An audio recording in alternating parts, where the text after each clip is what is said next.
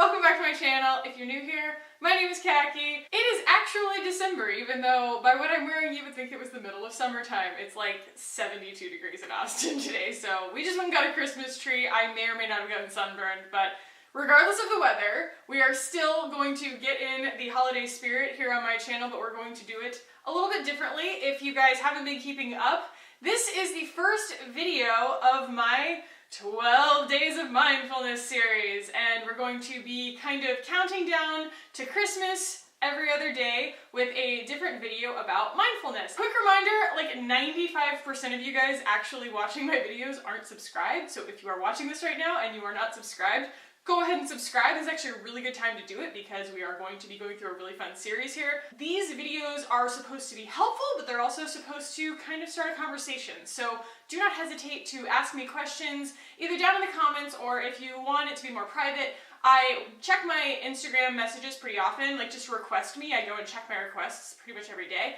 And I have definitely had a lot of really great conversations with you guys in the past. That's all formality. Let's go ahead and get into the theme of today's video. Now, before we start talking about like mindfulness and the practice of it and everything like that, I want to talk about what I call the big secret. And the big secret is not the secret like the movie or the book where it's like you could magically make things appear in front of you. My big secret is the way that I started to pursue the idea of wanting to make a new neural path for my life. So follow me on this, okay? When I looked at my parents or any of my friends' parents, and you know, I'm not trying to throw shade or anything like that, but you see a lot of people in their middle age kind of go through a crisis. That's why it's called a midlife crisis. And you see a lot of people get unhappy in their marriages, or they're unfaithful, or they don't like their jobs, or they generally freak out. And I started to kind of look at myself and see that I was kind of on a path of going straight towards that probably. And it was because there were a lot of things I wasn't being honest with myself about. And I think that that is so common.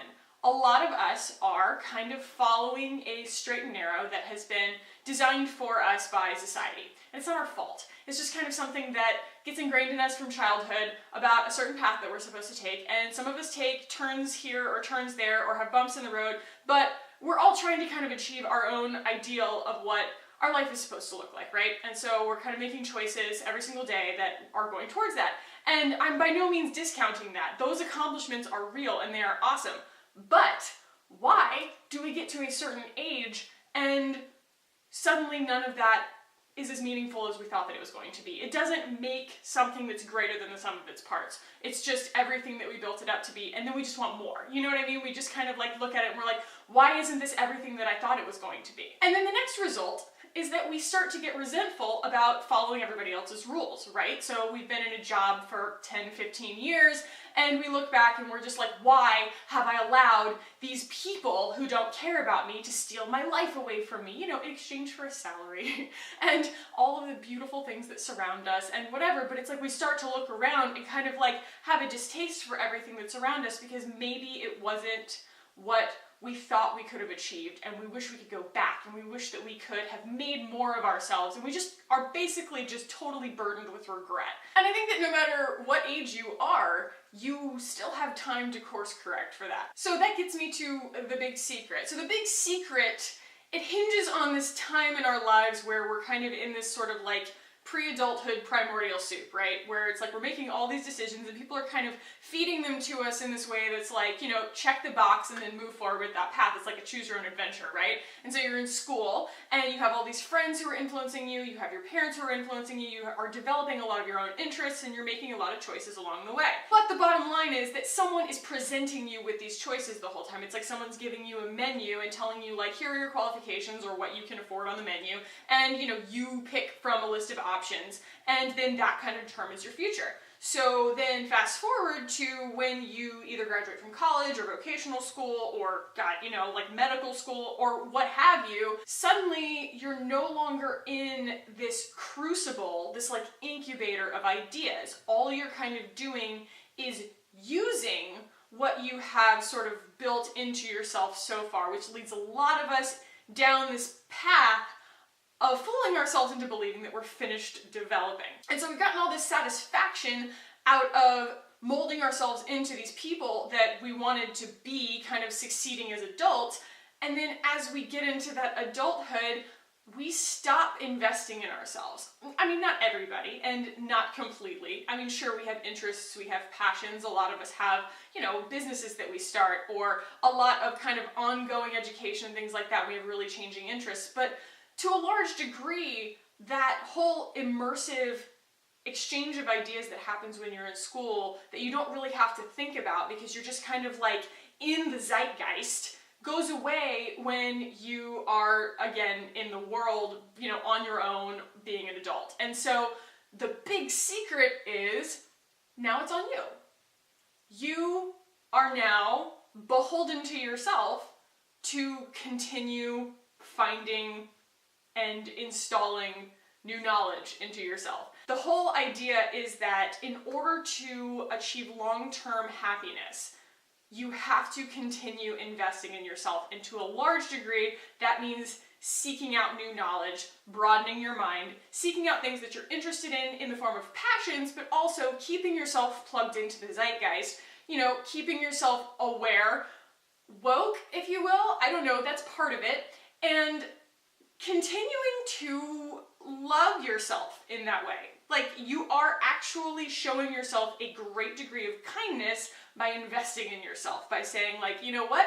It is worth it to me to take the free time that I have that isn't being bought from me by my job or taken from me by my responsibilities, and I'm going to take that time and I'm going to reinvest that in myself. Sometimes that means reading, sometimes it means going and taking a class, sometimes it means going to therapy, and sometimes it could just mean meditation. Basically, finding new ways to know yourself, because you are the most interesting person in the world, okay? Right? I mean, a lot of people, anybody, is going to write you off. They're going to try and distill you down. But that's the beauty of getting to know yourself, is because you're the only one who can really find all those complexities about you, and it builds your confidence and it builds your energy and stamina for life when you know how great you are. That doesn't mean like, oh, I'm the shit. Like, that's not self-love. Self-love is making yourself a priority and making sure that you're the best version of yourself that you can be, because bottom line, you gotta wake up and look at you in the mirror every morning, and you need to show you respect and love. And that is, to me, the key to long-term happiness. Now, how does that translate in the day-to-day? I know that it sounds really great, right? It sounds really great, but it's like very pie in the sky. And so the key to that for me has been looking for ways to sow new seeds of curiosity. So for me, finding people who seem to be further down that path than me, like looking for mentors or authors or anybody who can kind of like speak to things that I feel like are weaknesses in my life, it not only strengthens those parts of you, but it also helps you approach those insecurities about yourself from a standpoint of unbiased sincerity and, hey, I have the power to work through this and I have the power to change these things. I am not burdened and crippled for the rest of my life by my insecurities. That does not mean that this is a quick process. It is by no means simple, and I by no means have it solved, but I think that the big point here is to stop thinking about the ultimate goal as being done.